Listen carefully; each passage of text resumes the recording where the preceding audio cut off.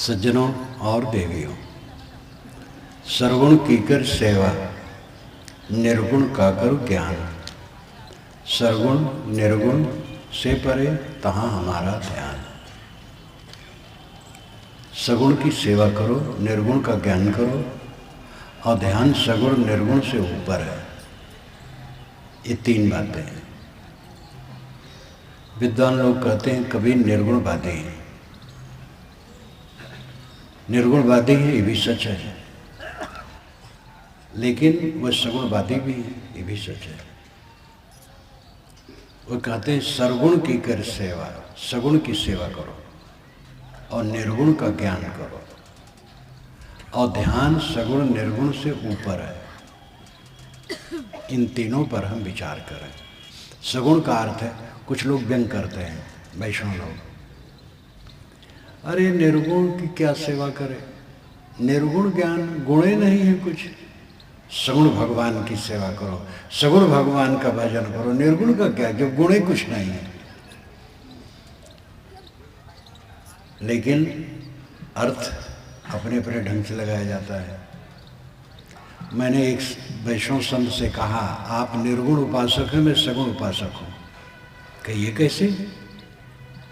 मैंने कहा मूर्ति में कौन गुण है? न बोलने गुण है, न जानने गुण है, न समझने गुण है, न उपदेश देने गुण है, कुछ भी गुण नहीं। और उसकी आप पूजा करते हैं, आप निर्गुण उपासक हैं। और मैं गुरु का उपासक हूँ, उसमें जानने की शक्ति, बोलने की शक्ति, समझाने की शक्ति है, इसलिए मैं सगुण उपासक हूँ, आप निर्गुण उपासक हैं। तो हंसने लगे। तो भाई परिभाषा तो अपने अपने ढंग से की जाती है। निर्गुण का अर्थ ये नहीं है कि उसमें गुण नहीं। निर्गुण का अर्थ है सतरजतम, ये तीनों जो प्राकृतिक गुण हैं उसमें नहीं है। आत्मा निर्गुण है, उसमें सतरजतम जो तीन गुण है वो नहीं है। रज क्रियाशीलता है, सत स्थिरता है, तम क्षणशीलता है, सतरजतम ये प्राकृतिक गुण है, ये आत्मा में नहीं है। आत्मा इन तीनों गुणों से अतीत है, लेकिन वो ज्ञान गुण वाला है। सारा ज्ञान विज्ञान आत्मा का प्रकाश है। पृथ्वी में जल का स्रोत है, तेल पेट्रोल का स्रोत है, रत्नों की खान है, लेकिन ज्ञान की खान और स्रोत कहीं नहीं। वो मनुष्य का आत्मा है, वही ज्ञान विज्ञान की खान है और स्रोत है। इसलिए आत्मा में महान गुण है ज्ञान गुण। सगुण की सेवा करो, निर्गुण का ज्ञान करो, और सगुण निर्गुण से परे है ध्यान का विषय, उसको समझो। सगुण देहधारी प्राणी है, ये प्राकृतिक गुणों के संयुक्त है। शरीर की रचना त्रिगुणात्मक है, सतरजतम, तीनों गुणों से शरीर की रचना है। इसलिए देहधारियों की सेवा करो, सगुण की सेवा करो। देखो ये सगुण भगवान बैठे हैं, भगवान और भगवती। आपने अर्धनारीश्वर का चित्र देखा हुआ है। शिव जी का दाहिनांग पुरुष का है और बायांग स्त्री का है, ऐसा चित्र। ऐसा कोई शिव नहीं हुआ है। वास्तव में ये जो नर और नारी हैं, इन्हीं का रूपक है। देखो यहाँ पर इस तरफ पुरुष वर्ग है, उधर देवियां हैं, दोनों को मिला करके शिव है, विराट पुरुष है। ये सगुण भगवान है और भगवती है, इनकी सेवा करो। सबकी सेवा तो हम आप नहीं कर सकते हैं, क्योंकि बहुत लोग हैं, हमारी क्षमता कम है, समय भी कम है, क्षमता भी कम है। किसी को तकलीफ न दे, सबकी सेवा हो जाएगी। तकलीफ देने में लगे। लोग तनख्वाह पाते हैं, लेकिन घूस लिए बिना काम नहीं चलता। कितने लोग हैं उनको तनख्वाह नहीं मिलती है, साधारण काम कर रहे हैं, थोड़ी आमदनी। कितने लोगों की तनख्वाह बहुत कम है, 2000 रुपये में भी काम करने वाले बेचारे आज हैं। 3,000 रुपये में आपको 20,000 मिलता है, 30,000 मिलता है, 15,000 मिलता है, फिर भी घूस लेते हो। घूस किससे लेते हो? भगवान से। इसलिए हम लोग बड़े चतुर हैं, भगवान की मूर्ति बना ली, या शालिग्राम या महादेव की लिंगी, उसी को भगवान मान लिया, या आकाश में शून्य में भगवान मान लिया। आकाश की तरफ हाथ जोड़ लिया, या पत्थर की पिंडियों के सामने हाथ जोड़ लिया और पदार्थ रख करके भोग लगा लिया। तदीयम वस्तु गोविंदम तुभ्यमेव समर्पये, हे प्रभु तुम्हारा दिया हुआ तुम्हें समर्पित कर दिया, और कुल लौटा के खा गए। भगवान की भक्ति हो गई। अब ऑफिस में बैठेंगे तो बिना घूस के कैसे काम चलेगा? दुकान पर बैठेंगे तो ग्राहकों को नोचे बिना कैसे काम चलेगा?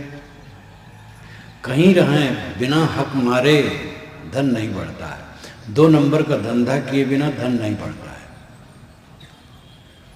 भगत को भी 2 नंबर का धंधा करना है। भगवान के भक्त हैं, भगवान की भक्ति अपनी जगह पर, घूस अपनी जगह पर है। ये भगवान की भक्ति चलती है, ये भगवान की भक्ति नहीं है, ये शैतानियत है। भगवान है प्राणी, और इनके साथ सुंदर बर्ताव करना भगवान की सेवा है। जब तक प्राणी भगवान हमारी दृष्टि में ना आएंगे तब तक ना हमारा उद्धार होगा, ना समाज का उद्धार होगा। कबीर साहब का जोर इसी पर है, नर नारायण रूप है तू जन जाने दे। नर नारायण रूप है, इसको देह मत समझ। कबीर जेती आत्मा तेते शालिग्राम, बोलन हारा पूजिए पाहम सो क्या काम। जितनी आत्मा है सब शालिग्राम भगवान है, इनकी पूजा करो। हाँ, मूर्ति और चित्र है तो उसको साफ रखो, वही उसकी पूजा है। आपके घर में किसी महापुरुष का चित्र या मूर्ति है तो उसको साफ रखो, यही पूजा हो गई। अगर वो खाए तो जरूर खिलाओ, नहीं खाता है तो खिलाने का नाटक करने की क्या जरूरत है। वो ठंडाता नहीं है तो हीटर लगाने की क्या जरूरत है। गर्माता नहीं है तो कूलर लगाने की क्या जरूरत है। और आशीर्वाद भी नहीं देता है तो नमस्कार करने की जरूरत नहीं। चित्र मूर्ति है, स्मारक है महापुरुषों के। जब उधर दृष्टि पड़ेगी तो मन प्रसन्न होगा, इसलिए उन्हें साफ रखो, यही पूजा है। और अच्छी प्रेरणा जो हमें हमारे मन में मिलती है, यही लाभ है। अब ज़्यादा लाभ लेना चाहो तो नुकसान होगा। हनुमान जी की मूर्ति दरवाजे पर रख दो और फाटक खोल के सो जाओ, और चोर धन ले जाए और हनुमान जी को कोसो कि हनुमान जी यहीं बैठे रहे, रक्षा नहीं किए, तो हनुमान जी का क्या दोष है? हनुमान जी कभी थे, वो तो उनकी प्रतिकृति वहाँ रखी है, वो आपकी रक्षा कैसे करेगी?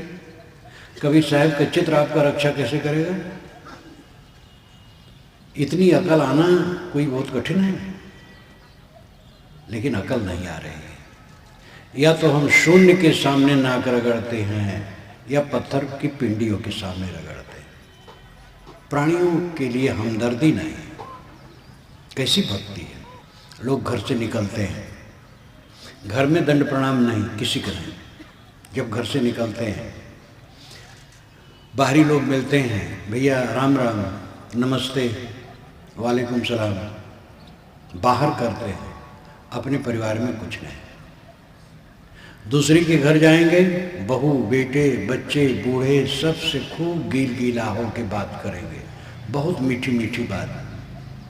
अपने दरवाजे पर आएंगे तो मालूम होगा दरोगा जी आ गए, गरम। बच्चे को डांटेंगे, पत्नी को कट कहेंगे, पिता को कट कहेंगे, सबसे रूठे जैसे, उखड़े उखड़े। अपने घर में सुंदर बर्ताव नहीं है। कैसी भक्ति है? पहले शुरू करो अपने घर में भक्ति। वसुधैव कुटुंबकम, उदार चरितानाम तो वसुधैव कुटुंबकम।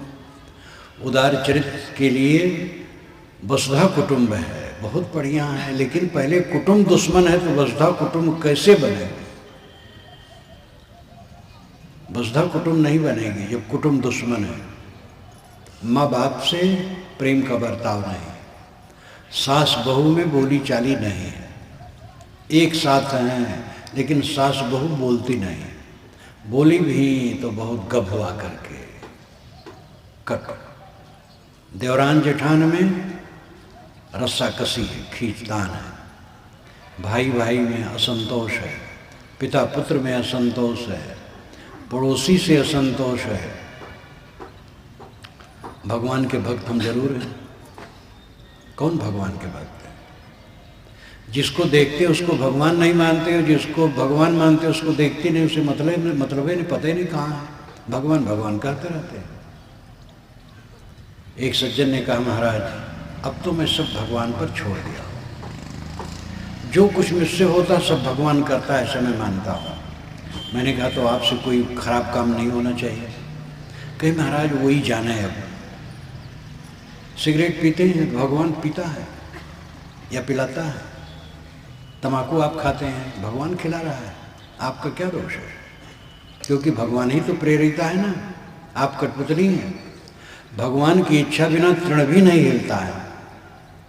तो आपके हाथ में तम्बाकू रख करके रगड़ना कैसे संभव है जब तक भगवान प्रेरणा न करेगा? भगवान आपको प्रेरित करता तो आप तम्बाकू निकालते हैं और हाथ पर रखते हैं और चूना रखते हैं, फिर रगड़ते हैं। ये भगवान की प्रेरणा है, इसलिए आप तम्बाकू खाते हैं।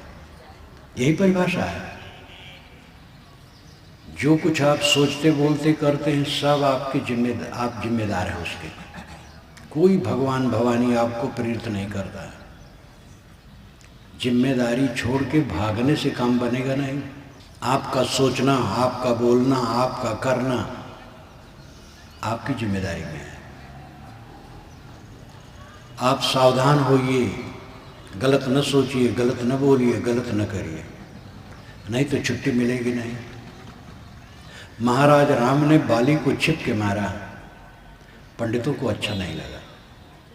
उन्होंने लिखा राम ही कृष्ण हुए और जरा नाम के व्याध से अंत में मारे गए, फल पाए। जब पूरे यादव का विनाश हो गया तब श्री कृष्ण जी एक पेड़ के नीचे बैठे तप कर रहे थे। जरा नाम का व्याध देखा तो समझा हिरण है, तो उसने बाण मार दिया। उसी में श्री कृष्ण महाराज का शरीर छूटा। पंडितों ने लिखा कि ये राम ही कृष्ण हुए हैं, बाली को छिप के मारे थे, उसका फल पाए। और श्री कृष्ण ने शिशुपाल की भुजा उखाड़ ली थी। शिशुपाल इसी जबलपुर का था। चेद देश, चेद नरेश, ये चेद देश है। जमुना के दक्षिण थोड़े दूर पर चेद क्षेत्र लगता था। जबलपुर का राजा, जबलपुर शब्द तो नहीं, चेद देश। और शिशुपाल श्री कृष्ण महाराज का फुफेजात भाई था, लेकिन दोनों में कट्टर दुश्मनी थी। पहले तो पैदा हुआ था, महाराज कृष्ण देखने आए थे, उसकी गोद में बच्चा डाला गया तो उसके दो अतिरिक्त हाथ थे, उखड़ गए। उसी में माना जाता है उन्होंने हाथ उखाड़ लिया। तो जगन्नाथ में भगवान ठूठे बैठे। ये कृष्ण भगवान को अपना फल मिला। विष्णु भगवान ने नारद का मुख बानर का बना दिया और पत्नी नहीं लेने दिया मोहिनी को। तो विष्णु भगवान राम हुए और राम को ये दुख हुआ, सीता वियोग हुआ और बानर उनके सहायक हुए। ये पौराणिक कथाएं हैं और पंडितों ने ये लिखा है। अपना कर्म फल भोग जब इन लोगों को होता तो हमें कैसे नहीं होगा? कहते राम राम कहो सारा दुख दूर हो जाएगा। और राम स्वयं जीवन भर दुखी रहे बेचारे, अपने पिता का दुख वे नहीं दूर कर पाए, वो छटपटा के मर गए। माता दुखी भवनों में और पत्नी दुखी पराई के कैद खाने में, वहाँ से निकाल के लाए तो अयोध्यावासी राम सीता को नहीं समझ सके। कैसा संसार है। जन जन में एक आक्रोश था कि राम ने सीता को ला के फिर पत्नी बना लिया। हम लोगों की क्या दशा होगी, हमारी पत्नी अभी कहीं रहे और फिर हमको उनको पत्नी बनाना पड़ेगा। धोबी ने ताना मारा है, वाल्मीकि रामायण में कहीं नहीं लिखा है, तो छोटी रामायण में लिखा है और उसका प्रचार ज़्यादा हो गया। वाल्मीकि रामायण में है जन जन में क्रोध था राम और सीता पर, ज़्यादा राम पर, कि सीता जो करीब करीब 22 महीने रावण के घर में रही उसको फिर इन्होंने अपनी पत्नी बना ली, तो हम लोगों की क्या दशा होगी। ये जब अपने मित्रों से उन्होंने सुना तो सीता जी को चुपके से निकाल दिया। निकालना अच्छा हुआ बुरा हुआ अलग विषय है, लेकिन सीता जी को महान दुख। सीता परम पवित्र है, सीता राम की भक्त है, रावण की नहीं। वो तो मजबूरी में रावण की जेल खाने में थी। सीता बिल्कुल निर्दोष है और राम निर्दोष है। उन्होंने फिर से पत्नी बनाया, उनकी पत्नी थी, लेकिन अयोध्यावासी राम और सीता को नहीं समझ सके। जब वो नहीं रहे, अयोध्या में जगह जगह देखो सीताराम की मूर्ति, सीताराम सीताराम सीताराम गली गली। ये संसार है। सीताराम को अयोध्यावासी नहीं समझ सके। अगर आपको जबलपुर वाले न समझ सके तो क्या आश्चर्य है, क्यों दुखी होते हो। ये तो दुनिया की कथा है, सामने कोई समझ पाता है, मर जाने के बाद वो बात गाते हैं। यहाँ बात यह है कि अपने कर्मों का फल भोग सबको भोगना, कोई बच नहीं सकता। भगवान कोई हो अगर ज़्यादा भोजन करेगा तो उसका पेट खराब हो जाएगा।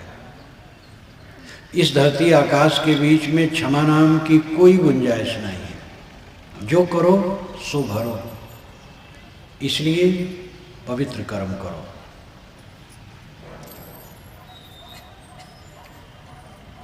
प्राणियों के साथ सुंदर बर्ताव, ये सगुण की पूजा है। पहले अपने घर से शुरू करो। घर में क्यों ज़्यादा मनोविकार होता है, वहाँ स्वार्थ है। अपना स्वार्थ ज़्यादा जबरदस्त है, इसलिए हम दूसरे को दबाते हैं। दूसरे की उत्कर्षता देख करके जलन होती है। भाई है, पुत्र के विषय में कभी कभी होती, पिता को विवेक नहीं तो गुरु की प्रतिष्ठा देख करके शिष्य के मन में जलन हो सकती है, और शिष्य की प्रतिष्ठा देख करके गुरु के मन में जलन हो सकती है अगर विवेक नहीं है तो जो ये ईर्ष्या है, क्रोध है, द्वेष है और मिथ्या स्वार्थ है, ये जलाता है। इकट्ठा जहां है वहीं सब आग है। दूर से कोई मतलब नहीं है, लेकिन बहादुरी यह है कि जो इकट्ठे हैं वो एक दूसरे से प्रेम का बर्ताव करें, और प्रेम तभी होगा जब त्याग होगा। आप दूसरे की सेवा करो, आपकी सेवा स्वयं होगी। और छीना झपटी करोगे, मन कालुष्य से भरेगा, पाप होगा, दुख होगा, परिणाम नरक होगा। आप परिवार में घर की सबकी सेवा करें और कुछ न चाहें तो आपको भोजन नहीं मिलेगा। किसी घर में ऐसा नहीं है कि 10 लोग हैं तो 8 लोगों को भोजन मिले, 2 को न मिले। 8 लोग कपड़े पहने, 2 नंगे रहें। 8 लोग घर में रहें और 2 सड़क पर कर दिया जाए, ऐसा कहीं नहीं। सबको भोजन मिलते हैं, सबको कपड़े मिलते हैं, सब घर में रहते हैं। बस मिथ्या स्वार्थ को लेकर के टकराहट है। 3 साड़ियाँ आई, 3 बहुएं घर में हैं, 300 रुपये की साड़ी है 2, एक 350 रुपये की, और 350 रुपये वाली साड़ी मिले, इसको लेकर के आपस में विवाद। और कपड़ा है तन में लपेटना और कुछ नहीं। ये मिथ्या स्वार्थ हुआ। 350 और 300 में क्या फर्क है, देह में लपेटना है बस। मिठाई आई नैहर से तो देवी उसको झट से अपने पास रख ली और उसमें आधा निकाल लिया, आधा घर में रखा। इससे क्या होगा? मिठाई अपने बच्चों को ज़्यादा खिलाओगे, अपना खाओगे, पेट खराब होगा, कोई फायदा नहीं होगा। जितनी मिठाई आई घर में रख दो, और सबको बांटो, अपना भी खाओ, पीछे लो। दूसरे को ज़्यादा मिले, अपने कम मिले तो कोई हर्ज नहीं। मिथ्या स्वार्थ को लेके लड़ाई है। आभूषण वैसा नहीं मिला। कितनी देवियां हैं ऐसा भी कहती हैं अपने पति से, हमारे माता पिता ने हमें हमारा गला काट करके तुम्हारे घर के कुएं में डाल दिया, हमारी सहेलियों को ऐसे ऐसे आभूषण मिले, ऐसे कपड़े मिलते हैं, तुम्हारी कमाई में तो आग लगी रहती है, तुम्हारे घर में रह करके मेरा तो विनाश ही हुआ। आप लोग कहेंगे महाराज आप कैसे जान रहे, आप लोग भुक्तभोगी हैं तो कहते हैं तो सुन लेता हूँ। अब अगर ऐसी बात है तो इनको अपने माता पिता से कहना चाहिए कि आभूषण और अच्छे कपड़े मंगा दो, उसी के साथ हम शादी करेंगे। मनुष्य के साथ शादी करने की जरूरत नहीं, आभूषण के साथ शादी कर लो। गहना क्या है? जेरियों का साज। ये देवियों का भी जेरियों का साज कहीं मिटा है? हाथ में हथकड़ी, पैर में बेड़ी, गले में तौक, ये जेरियों का। ये पैर में पहने हैं, हाथ में पहने हैं, गले में पहने हैं, और तनिक तनिक सोना चांदी के लिए नाक कान सब छिदा है। ऊपर उठो, आप लोगों का रिजर्वेशन बढ़ रहा है। देखो राष्ट्रपति भी नारी है, और सत्ता में जो पार्टी है उसकी संचालिका सरिया नारी है। नारियों का अब खूब रिजर्वेशन बढ़ रहा है, और आप लोग वही खाली स्त्री बन करके बैठी हो, नाक कान छिदाने वाली। ये आभूषण का मोह छोड़ो। पति आपका धन है, और पति के लिए पत्नी धन है। दोनों प्रेम से रहें। विवाह का अर्थ क्या होता है? विवाह विशिष्टम बहनम। स्त्रीवाद शिक्षा में मैंने लिखा है, विवाह विशिष्टम बहनम। विशिष्ट ढंग से निभाना विवाह का अर्थ है। विवाह, वाह, वहन करना, ढोना, ले चलना, निभाना, उसके लिए भी विशेषण, ठीक ढंग से निभाना विवाह का अर्थ है। पत्नी को पति, पति को पत्नी ठीक ढंग से निभाएं, ये विवाह का अर्थ है।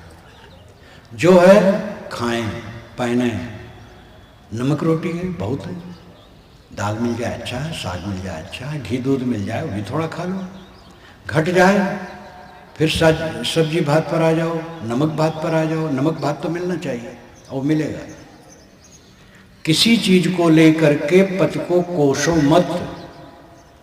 और ये देवता लोग भी स्त्रियों को सतावें ना, ये लोग तो गरमाए रहते हैं, और घर में पहुंचे उल्टा पलटा शुरू। और देवियां चुपचाप सुन करके पतियों को जीत लेती हैं। पुरुष बड़बड़ाता है, देवियां मौन हैं। देवियां जीत गई, पुरुष हार गया। कुछ देवियां भी होती हैं जो देवताओं के नाकों में दम कर देती हैं। ऐसी बोलिका होती है कि पुरुष बेचारा जूते तरके जाते तरके चुहिया हो जाता है। कोई भी हो बड़बड़ाने वाला ठीक नहीं है। बड़बड़ाहट खत्म करो, शांत रहो, नम्र रहो। पत्नी ने कड़ा कह दिया, पति शांत हो जाए। पति ने कड़ा कह दिया, पत्नी शांत हो जाए। सास ने गर्माहट में कह दिया, बहू मौन हो जाए। बहू ने कह दिया, सास को मौन हो जाना चाहिए। बड़ा छोट क्या है? मर्यादा और अवस्था की दृष्टि से बड़ा छोटा है, मौलिक रूप में आत्मा समान है। दूसरे का आदर करो, प्रेम का बर्ताव, स्वार्थ को जीतो, अहंकार को जीतो, इच्छा को जीतो, तब प्रेम पनपेगा। महाराज राम ने स्वार्थ को जीत लिया, अहंकार को जीत लिया, इसलिए राज छोड़ करके चल दिया। नहीं तो बड़े थे, गद्दी तो उनको मिलनी ही थी। बैठ जाते, भरत आ जाते, सब कुछ व्यवस्था हो जाती। सब चाहते थे, कई भी चाहते थे, तो मंथरा ने बिगाड़ा। बिगाड़ने मूल भी है, दोष मंथरा का भी नहीं, मंथरा दोष तो दशरथ का है। दशरथ कई के विवाह में हार चुके थे कि कई से उत्पन्न बच्चा ही अयोध्या की गद्दी पर बैठेगा। ये आम जनता नहीं जानती है। आम जनता तो रामचरितमानस से परिचित है, बस वाल्मीकि रामायण पढ़ती नहीं है। मैंने रामायण रहस्य में ये सब लिखा है। चित्रकूट में जब भरत जी मनाने गए हैं राम को, तो राम और भरत में जो वकालत हुई है ये आप वाल्मीकि रामायण में पढ़ सकते हैं। गोस्वामी जी ने तो कोमल कर दिया है। भरत कहते हैं भैया आप जो कहें मैं करूं, राम कहते हैं तुम जो कहो मैं करूं, दोनों कोमल। वाल्मीकि रामायण में ऐसा नहीं है। भरत तर्क देते हैं कि आपको चलना चाहिए अयोध्या, और राम तर्क देते हैं कि मुझे नहीं चलना चाहिए। दोनों में इतना बढ़िया है तर्क, पूरी वकालत है। उसी सिलसिले में श्री राम ने कहा भरत तुम राज्य के अधिकारी हो। कैकेयी की जब शादी पिताजी से होने की बात थी तो कैकेयी नरेश ने कहा था पिताजी से कि कैकेयी से उत्पन्न बच्चा गद्दी पर बैठेगा, ये स्वीकारो तो हम शादी करेंगे, नहीं तो नहीं करेंगे। तो दशरथ स्वीकारे। कैकेयी सुंदरी थी क्योंकि वो पंजाब की थी। कैकेयी देश व्यास नदी का क्षेत्र है पंजाब का। और पुराने ग्रंथों में तो बराबर ही आता है कि रजवाड़े पंजाब से जाकर के बहू लाते थे। कैकेयी के मोह में दशरथ ने स्वीकार लिया। अब जब राज देना हुआ तब गड़बड़ हुआ। चारों भाइयों का विवाह हुआ है, जनकपुर से लौटे हैं, और उधर ननिहाल से बुलावा आ गया भरत का, तो शत्रुघ्न भी साथ चल दिए। उसी के बाद दशरथ ने मंत्रियों से कहा कि मैं बूढ़ा हो गया हूँ, मैं 60,000 वर्ष का हो गया हूँ। 60,000 वर्ष का मतलब 60 वर्ष। एक वर्ष में 999 ये अतिशयोक्ति में लगाने के लिए शर्त है। 60,000 वर्ष का कोई होता है? 60,000 वर्ष नहीं, राजा परिवर्त 11 अरब वर्ष राज्य की श्रीमद् भागवत में लिखा है। 11 अरब वर्ष राज के। पुराण के लेखक और महाकाव्यों के लेखक बड़े घाघ थे, वो जो मन में आए लिख दिया। वेद के ऋषि बिल्कुल ईमानदार हैं, वे लिखते हैं जीवीम सर्दा शतम पश्चिम सर्दा शतम, हम 100 वर्ष जिए, 100 वर्ष देखें। कहीं कहीं सरदा शतात कहते हैं, 100 वर्ष से ऊपर, ये दोनों सही है। तो खैर 60 वर्ष के हो गए थे। मैं अब बूढ़ा हो गया, थक गया, राजकाज ढोते ढोते। राम हमसे योग्य है, राम को गद्दी दे दी जाए, मेरा लक्ष्य है। मैं तो एक पक्षी हूँ, आप लोग सोचिए। मंत्रियों ने समर्थन किया, इतनी बात हो गई। अब ही भरत गए ननिहाल और तुरंत ये रचना शुरू। शाम को जब अपने भवन में गए दशरथ, तो नौकर को भेज करके राम को बुला लिए कि देखो राम, भरत तुम्हारे अनुगामी हैं, शिष्य की तरह हैं, बड़े सज्जन हैं, लेकिन किसी का मन बदल सकता है। अयोध्या से जब तक कोई दूर है तुम्हारी गद्दी हो जाए। जाओ, मैं वशिष्ठ को भेजता हूँ, दीक्षा लो और दोनों प्राणी कुशासन पर सो तुम्हारी गद्दी हो जाए। राम आते हैं अपने भवन में, वशिष्ठ जी आते हैं, दीक्षा देते हैं, चले जाते हैं। वशिष्ठ जी दशरथ से नहीं कुछ कहते हैं, मंत्री कुछ नहीं कहते, कोई नहीं कहता है, कौशल्या नहीं कहती है कि भरत को बुला लेना चाहिए। और मंथरा भवन पर, कैकेयी के भवन पर खड़ी थी, कौशल्या के भवन पर बड़ा गामागामी। क्या भाई गामागामी है तुम्हारे यहाँ?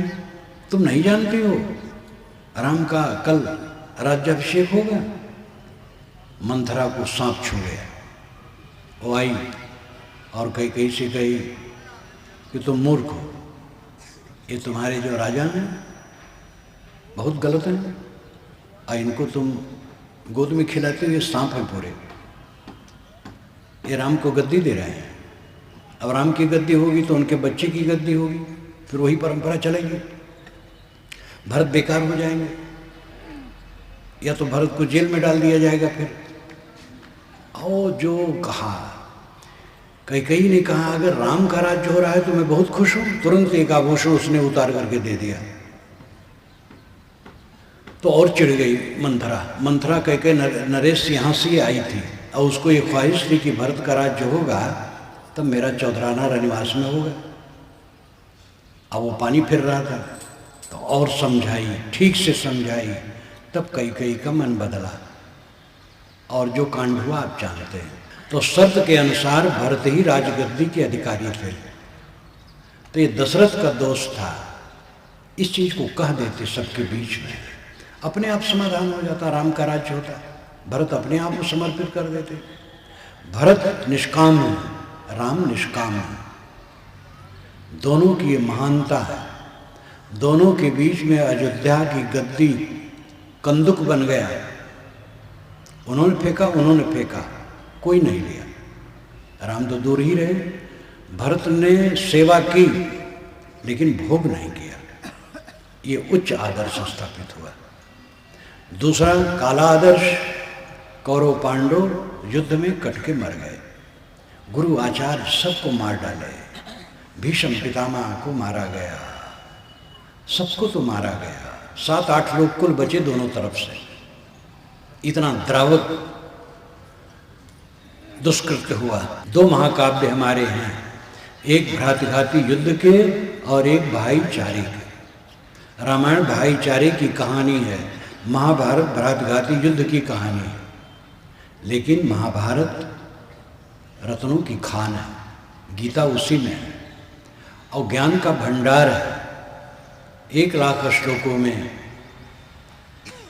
पूरी एशिया की कहानियां बदल बदल करके उसमें आई हैं और इतने ज्ञान के रत्न हैं कि क्या पूछना है। लेकिन महाभारत का जो सार है वो युद्ध है। जब 2 लोग ज़्यादा गर्माहट करते हैं तो लोग कहते क्या यार महाभारत कर दो। महाभारत का अर्थ हो गया युद्ध। स्वार्थ को लेके हम टकराते हैं और स्वार्थ झूठा है। असली स्वार्थ में कोई टकराहट नहीं है, झूठे स्वार्थ में टकराहट है। गद्दी से क्या स्वार्थ है? गद्दी वाला तो बेचारा कांटे पर बैठता है, उसको संकट है निभाना। जब कोई चुनाव लड़ता है तो मैं कहता हूं अगर जीतना तो ढोल न बजाना, चुपचाप बैठ जाना अपने घर में और सेवा करना। जो जीत गया है उसके सामने तो बड़ी जिम्मेदारी आ गई और न संभलेगा तो नरक भोगेगा। तब से राज, राज से नरक। कुछ मेहनत करते हैं राज मिलता है और राज का दुरुपयोग करते हैं फिर नरक होता है। सेवा परायण गणों, सगुण भगवान की सेवा ही प्राणियों की सेवा है, यही परमात्मा है, सगुण परमात्मा, विराट स्वरूप भगवान। गीता में विराट स्वरूप भगवान हो काल्पनिक है। रामचरितमानस में भी विराट स्वरूप का वर्णन है, काकभूषण की कल्पना ऐसी है। गोस्वामी जी की कल्पना है, काकभूषण से करवाया है। दोनों काल्पनिक है, लेकिन वेद का जो विराट स्वरूप है यथार्थ है। सहस्रीर्षा पुरुषा सहस्राक्ष सहस्त्रपाद सबभूमिं विश्वतो वृत्तात् तिष्ठत् दशांगुलम, जिसके हजारों हाथ पैर श्रीग्रीवा हैं, पूरी भूमि में व्याप्त होकर के 10 अंगुल के ऊपर बैठा है। कबीर वाणी और वेदवाणी दोनों पहेलियों में है। वेद क्या कहते, मेरी पुस्तक आप पढ़ें, और बीजक कबीर साहिब वाणी, उसकी भी व्याख्या मेरी पढ़ें, देखेंगे कितनी पहेलियां। ये समाज विराट पुरुष है, मनुष्यों प्राणियों का, सभी प्राणियों को मिला करके ये विराट पुरुष है। एक अंग उसके हाथ पैर है और पूरी पृथ्वी पर वो व्याप्त है प्राणी। लेकिन 10 अंगुल के ऊपर हृदय, नाभि से नापो तो 10 अंगुल ऊपर हृदय है। हृदय में ही उसकी उपासना संभव है, ये बताया गया है। विराट पुरुष ये प्राणियों का समूह है, भगवान का विराट स्वरूप नहीं, मानव प्राणी का विराट स्वरूप। हमने प्राणियों से हटा करके अपना दिमाग काल्पनिक भगवान में लगाया है और इसको हम धर्म माने हैं। भगवान प्राणी है, प्राणी भगवान है, इन पर दृष्टि लाओ, इनकी सेवा करो, इनको तकलीफ ना दो। निर्गुण का कर ज्ञान, निर्गुण आत्मा है, उसमें सत रजतम तीनों गुण नहीं है, शुद्ध चैतन्य है, उसका ज्ञान करो। गुरुजनों के पास जाओ, संतों के पास जाओ, जो समझदार हो इसके विषय में, उनसे पूछो और अपने आत्मा को समझो कि मैं कौन हूँ। मेरी एक पुस्तक है मैं कौन हूँ, एक पुस्तक है जीवन क्या है। ये छोटी छोटी पुस्तकें हैं, इसको पढ़ोगे तो आपको इसको समझने में सरलता होगी। 2-3 रुपये की पुस्तक है बस। मैं कौन हूँ? मैं देह नहीं हूँ, मैं स्त्री पुरुष नहीं हूँ, काला गोरा नहीं हूँ, मैं ब्राह्मण शूद्र नहीं, हिंदू मुसलमान नहीं, मैं बालक वृद्ध नहीं, मैं शुद्ध चेतन हूँ। इसका ज्ञान प्राप्त करो। निर्गुण का कर ज्ञान, सत्संग द्वारा, सदग्रंथ अध्ययन द्वारा, चिंतन द्वारा, मनन द्वारा निर्गुण आत्मा का ज्ञान प्राप्त करो। और सरगुण निर्गुण से परे तहाँ हमारा ध्यान। सगुण निर्गुण से जो परे है वो ध्यान का विषय है। सगुण में सेवा है, निर्गुण में ज्ञान है, ध्यान में विश्राम है। न वहाँ सेवा है न ज्ञान है। भिन्न समय में सेवा करो, लेकिन जब ध्यान में होगे वहाँ सेवा क्या? वहाँ तो बिल्कुल संकल्प शून्य। अंतिम ध्यान क्या है? सहज समाधि भली। आपने अभी गीत सुना शुरू में, संतोष सहज समाधि भली। सहज समाधि के 2 रूप हैं, एक आभ्यासिक, एक व्यावहारिक। इस पद में जो अभी चंदूलाल ने गाया है ये व्यावहारिक सहज समाधि है। आंख न मूंदो, कान न रोधो, काया कष्ट न धारो, खुले नयन हंसियस पहचानो, सुंदर रूप निहारो, शब्द निरंतर से मन लागा, मलिन वासना त्यागी, उठत बैठत कबो न छूटे ऐसी तारी लागी, कहत कबीर सहज हैरानी सो प्रगट करी गाई, सुख दुख से कोई परे परम पद सो पद है सुखदाई। तो आंख नहीं बंद करना है, कान नहीं मूंदना है, हंस हंस के पहचानो ये सब मेरे प्यारे हैं, सब मेरे स्वरूप हैं, सब मेरी आत्मा है। जैसे मैं हूँ तैसे ये है। और निर्मल चित्त रखो। अपने मन के प्रतिकूल देखे चित्त जल गया। किसी ने हमें कट कह दिया था, उसको देख करके हमारा पारा चढ़ जाता है। अरे कोई हमें गाली दे तो हाथ जोड़ करके हम कह दे भैया और गाली दो। क्यों घबराते हो गाली से? अपमान और कष्ट सह करके तब अमृत की स्थिति मिलती है। हीरा तराशा जाता है, 56 पहल उसमें बनाए जाते हैं, तब उसके 10 गुना दाम बढ़ता है, उसका दाम 10 गुना बढ़ जाता है। मूर्ति गढ़ छील करके सुंदर कर दी जाती है पूरे आकार में, तब उसका दाम बढ़ता है। जो आदमी कष्ट सहिष्णु है, सह लेता है, वो अमृत होता है। लड़ोगे शांत नहीं पाओगे। लड़ने वाले के मन में प्रतिक्रिया हो जाती है और प्रकृतिया में कर्म बन जाता है। किसी ने हमें गाली दी, अब हम निर्विकार भाव से सुन लिए, उसके लिए द्वेष नहीं, दुख की भावना नहीं कि वो दुखी हो जाए, कुछ नहीं, उसकी हित कामना है, तो हमारे मन में कर्म बंधन नहीं बनेगा। और उसने गाली दी, हमने भी गाली दी, तो कर्म बंधन बन गया हमारा भी। हमने गाली नहीं दी, कहा कि भगवान तुम्हें देखता है उसका फल पाओगे, तो भी कर्म बंधन बन गया। ऐसा भी नहीं कहा।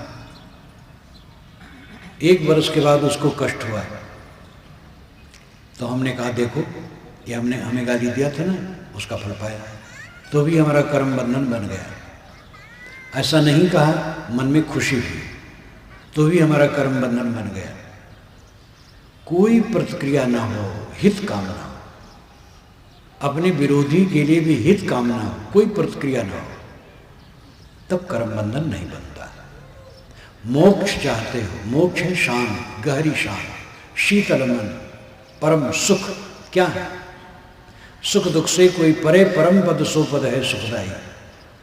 दुनिया के सुख दुख से परम पद परे है, वो सच्चा सुख है जिसमें निर्भय सुख है। दुनिया की वस्तुओं का सुख क्षणिक है और दुख लाता है, और दुनिया की वस्तुओं से ऊपर उठ करके आत्म शांति का सुख स्थिर है, निर्भय। तो ये व्यवहारिक समय में हंसते बोलते काम धंधा करते निर्मल मन रहना, किसी के लिए द्वेष नहीं, ईर्षा नहीं, घृणा नहीं, क्रोध नहीं, काम नहीं, मोह नहीं, निर्मल मन, ये व्यवहारिक सहज समाधि। और आभ्यासिक सहज समाधि है, ध्यान में बैठे संकल्प शून्य हो गया, कोई संकल्प नहीं, संकल्प एकदम शांत। प्रपंचोपशमं शांतम शिवमद्वैतम चतुर्थम मन्यन्ते सात्मा सविज्ञेयः है। मांडूक्योपनिषद में ये मंत्र का पिछला हिस्सा है, पूरा मंत्र बड़ा है। प्रपंच का उपशमन हो गया, शांत, शिवम, शिव का उद्घाटन हो गया। शिव कहाँ है? कल्याण शिव। जब मन प्रपंच शून्य हो गया, निर्विकार हो गया, शिवत्व आप में आ गया, तो संकल्प शून्य हो करके स्थित हो गया वो सहज समाधि। आपका सहज स्वरूप चेतन है, चेतन मात्र रह जाना सहज समाधि है। ये आभ्यासिक सहज समाधि है। व्यवहारिक सहज समाधि है, हंसते बोलते काम धंधा करते, सब काम करते हैं, नाली साफ करते हैं, हल चलाते हैं, कारखाने में काम करते हैं, दफ्तर में, दुकान में, सड़क पर, कहीं भी अपना काम करते हैं, मन निर्मल है। जिस संसार को हमें अचानक छोड़ देना है, उस संसार में रह करके हम अपने मन में मैल बनाते हैं। कितनी असावधानी। अचानक ये बत्ती बुझेगी और जीव अपने कर्म के संस्कारों को लेके जाएगा और फल भोगेगा। हमें जागरूक रहना चाहिए, अपना मन हरदम निर्मल रखना चाहिए। अनुकूल प्रतिकूल दोनों में नहीं उलझना चाहिए। अनुकूल में मोह और प्रतिकूल में बैर, ये हमारे बंधन का कारण है। जैसी कहे करे पुनितई सी राग द्वेष निर्वारे, तामे घटे बढ़े रतियों ने ये विधि आप संवारे। जैसा कहे वैसा करे, राग द्वेष का त्याग करे और अपने आप का सुधार करे। तो सगुण निर्गुण से परे ध्यान है। सेवा इंद्रियों की क्रिया है और मन की क्रिया है, और ज्ञान मन की क्रिया है। लेकिन ध्यान में इंद्रियां भी शांत और मन भी शांत, इसलिए वो सगुण निर्गुण से परे हो गया। वो ध्यान का विषय है। सनत कुमार ने नारद को समझाते हुए छांदोग्य उपनिषद में कहा, यत्र नानद पश्यत नानद श्रृणोत नानद विजानात स भूमा। जब दूसरे को नहीं देखता, दूसरे को नहीं सुनता, दूसरे को नहीं जानता, ये भूमा की स्थिति है, अंतिम समाधि। ब्राह्मी लीनता, ब्रह्म लीनता, ब्राह्मी स्थित, आत्म स्थित, स्वरूप स्थित। दूसरे को नहीं देखता, दूसरे को नहीं सुनता, दूसरे को नहीं जानता, मतलब संकल्प शांत हो गए। रूमी साहब मुस्लिम संत थे, उन्होंने कहा, चश्म बंदो, गोश बंदो, लब्बी बंद, गर्नबीनी, सर्रे अकबर, मन बखन। आंखें बंद कर लो, कानों को बंद कर लो, ओठों को बंद कर लो। इतने पर सत्य के दर्शन न हो तो मेरा मजाक उड़ाना। मार लो अपने को। परम शांत परमानंद चाहते हो तो मर जाओ, भयभीत मत होना। जन्म उत्सव की चर्चा करनी चाहिए, विवाह उत्सव की चर्चा करनी चाहिए, मरने का नाम नहीं लेना चाहिए, अशुभ है। विवाह में लोग जाते हैं बारात में तो बूढ़े भी चिबिल्ले हो जाते हैं, चंचल, अश्लील बात करते हैं। और किसी की मृत्यु संस्कार में जाते हैं तो जवान भी गंभीर हो जाते हैं कि भैया दुनिया में कुछ नहीं। किसी के मृत्यु अंत्येष्ट संस्कार में जाना तो कल्याणकारी है, विवाह में जाना क्या कल्याणकारी है? और शैतान बनोगे। आजकल धनी लोग विवाह दिवस मनाने लगे हैं। जन्म दिवस तो खूब मनाया जा रहा है चारों तरफ, विवाह दिवस भी करोड़पतियों में शुरू हो गया है। एक 85 वर्ष का बुढ़वा विवाह दिवस मना रहा था, तो लोग इकट्ठे थे, तो एक दूसरे के कान में कहें, ये मूर्खता दिवस मना रहा है। विवाह को भूलना चाहिए कि याद करना चाहिए? लेकिन लोग कहते विवाह की याद करो, मौत की याद ना करो, जबकि मौत की याद कल्याणकारी है। इसको अवृत कहा है छांदोग्य उपनिषद में। घोरांगिरस ने कृष्ण को ज्ञान दिया और कहा, कृष्ण ये मृत्यु अवभृत स्नान है। अवभृत का मतलब है यज्ञांत स्नान। पूरा यज्ञ हो जाता था तब स्नान करा करके उसको संस्कार एक दे करके छोड़ दिया जाता था। अंतिम यज्ञांत स्नान को अवभृत कहते हैं। मौत ज्ञानी के लिए अवभृत है, यज्ञांत स्नान है, पूरा जीवन यज्ञ है। और मौत हो गई, सब धुल गया। जीवन मुक्त को भी देह में रहते रहते कष्ट तो भोगना पड़ता है। भूख प्यास ठंडी गर्मी शरीर का कष्ट कुछ आ जाए वो सब भोगना पड़ता है। जीवन मुक्त है, कोई कामना नहीं है, परम तृप्त हैं, आनंदमय हैं, लेकिन देह का कष्ट तो आएगा। कोई आकर के निंदा करने लगा उसको सहना पड़ेगा, कोई वंदना करने लगा उसको भी सहना पड़ेगा। और देह भी जब खत्म हो गई परमानंद, सब झंझट खत्म। लेकिन जब आत्मबोध हो तब ये बात समझ में आएगी। हमारी देह बुद्धि है, बस शरीर छोड़ गए बानो खत्म हो गया सब। शरीर तो मिट्टी का लौंदा है। हम लोग एक एक टोकरी मल लेके बैठे हैं। इतने लोग यहाँ बैठे हैं, बड़ा अहंकार है, हम इस वर्ण के हैं, इतने बड़े स्वामी, इतने बड़े ज्ञानी, इतने बड़े विद्वान हैं। हकीकत क्या है? एक एक चाम के थैले में हड्डी मांस मलमूत्र भर के बैठे हैं, बस, और कुछ नहीं। क्या इसका अहंकार है? देह का तो अहंकार है ना, कहीं आत्मा का अहंकार होता है? आत्मा तो निर्विशेष है, देह का अहंकार होता है। और देह मल का पिंड है और दुख का घर है। इसी देह में काम क्रोध लोभ मोह विकार उठते हैं। कौन है कल्याणकारी है? इसको साधना में लगाओ तो ये कल्याणकारी हो। सारा अहंकार विसर्जित करके आत्मलीन होने का काम करो। साहब ने कहा, समझ बूझ जड़ हो रहे, बल तज निर्बल होए, कहाँ कबीरता संत का पला न पकड़े कोई। समझ बूझ ले फिर जड़ हो जाए, अनाड़ी बन जाए। और बल तज निर्बल होए, सारे बल का घमंड छोड़ करके निर्माणी हो जाए। धन बल, जन बल, स्वामित्व बल, शासन बल, शरीर बल, बुद्धि बल, सारे बल का घमंड छोड़ करके निर्माणी हो जाए। साहब कहते ऐसे संत का कोई पल्ला नहीं पकड़ सकता है। हमारे में दो मैं हैं, ध्यान दीजिए, अब समाप्ति पर आ रहा है। हमारे में दो मैं हैं, एक झूठा मैं, एक सच्चा मैं। देह इसके नाम रूप ये झूठा मैं है और आत्मा सच्चा मैं है। ये झूठा मैं जब तक मरेगा नहीं तब तक कोई आत्मा में स्थित नहीं पाएगा। देह के नाम रूप के अहंकार में लिपटा लिपटा आदमी जलता आया है और जलता रहेगा। ज्ञानी रहेगा लेकिन जलेगा, भक्त रहेगा, स्वामी जी रहेगा, महात्मा रहेगा, लेकिन जलेगा। जब तक नाम रूप की आसक्ति न मिटेगी और आत्मा में पूर्ण विश्राम न होगा तब तक परमानंद परम शांति नहीं मिल सकती। साहब कहते सगुण निर्गुण से परे तहाँ हमारा ध्यान। सगुण निर्गुण दोनों से परे। सगुण में सेवा है, निर्गुण में ज्ञान है और ध्यान में विश्राम है। यदा पंचावतिष्ठन्ते ज्ञानानि मनसा स बुद्धिश्चाना विचेष्टत तामाहु परमाम गतिम।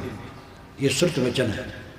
ऋषि कहते हैं जब पांच ज्ञानेंद्रिय मन और बुद्धि शांत हो गए, ये परम गति है। कुछ पाना नहीं। चारों वेदों, छह शास्त्रों, समस्त उपनिषदों में कहीं नहीं लिखा है कि ईश्वर के दर्शन होते और ईश्वर मिलता है। ये तो महाकाव्यों और पुराणों में प्रपंच फैलाया गया है। ईश्वर के दर्शन होते तो ईश्वर के दर्शन के लिए आज भी लोग पागल हैं। दर्शन जिसका होता है ईश्वर होता है, वो तो रूप विषय होता है। श्रुति कहती है यत् चक्षुषा न पश्यति येन चक्षुषु पश्यति तदेव ब्रह्मत्वं विद्ध नेदम यदमुपास्ते। यत् चक्षुषा न पश्यति, जिसको आंखें नहीं देख सकती हैं, येन चक्षुषु पश्यति, किंतु जिसकी सत्ता से आंखें देखती हैं, तदेव ब्रह्मत्वं विद्धि, उसी को तू ब्रह्म जान। नेदम यदमुपास्ते, और आंखों से देख करके जिसकी तू उपासना करता वो ब्रह्म नहीं है। जो आंखों से दिखाई दे वो परमात्मा नहीं, वो तो रूप विषय है। गोस्वामी जी ने पूरे मानस में जो कोई आया है महाराज राम से मिलने, महाराज राम के सौंदर्य में उसको मोहा दिए, लेकिन जब शुद्ध बात उन्होंने कही अध्यात्म की, तब उन्होंने कहा गो गोचर जहाँ लग मन जाई, सो सब माया जाने हो भाई, देखी सुनी गुनी मनमाही, मोह मूल परमार्थ नाही। इंद्रिय और इंद्रिय विषय जहाँ तक मन जाए सब माया है, जो देखो सुनो मन में सोचो, इसमें परमार्थ नहीं, मोह का कारण बनेगा। शांत हो जाओ। इंद्रिय और मन के व्यापार को बंद कर दो।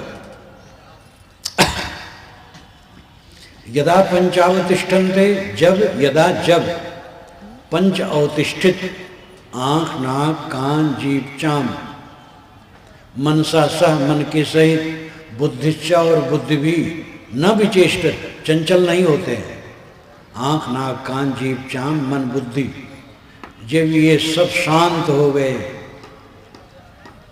यदा पंचावतिष्ठन्ते ज्ञानानि मनसा सह बुद्धिश्चा न विचेष्टित, ताम आहु परमाम गतिम, ताम उसे आहु कहते हैं परमाम गतिम, परम गति। पांचों ज्ञानेंद्रियां शांत हो गई, मन शांत हो गया, बुद्धि शांत हो गई, ये परम गति है।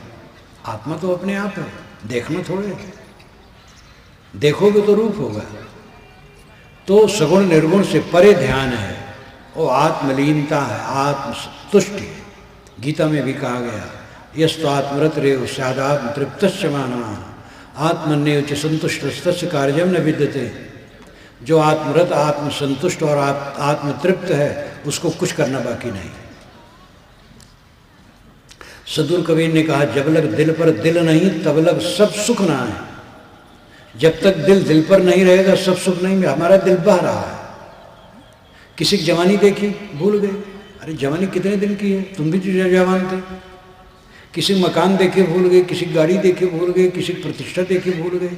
ये सब गर्दा गुब्बार, कीचड़ पानी, पूरा संसार हल्ला गुल्ला, कीचड़ पानी। जितने नर नारी हैं सब हाड़ मांस के लौंदे, जितने जंगलात हैं सब काष्ठमय हैं, जितने रत्न हैं पत्थर हैं, पूरा दुनिया हुल्ला हल्ला गुल्ला, कीचड़ पानी है। माल टाल कहाँ है? माल तो राम है, जो सबके अंदर में बैठा है, अंतर ज्योत। उस पर ध्यान दो। सगुण निर्गुण से परे की वो दशा है। तो साहब कहते सगुण की सेवा करो, निर्गुण का ज्ञान करो, और ध्यान इन दोनों से परे है। इसको और समझने के लिए मनन चिंतन करो। आप लोगों को बहुत बहुत धन्यवाद देते हुए मैं अपनी वाणी को विराम देता हूँ। सदगुरु साहेब की, सदगुरु साहेब की।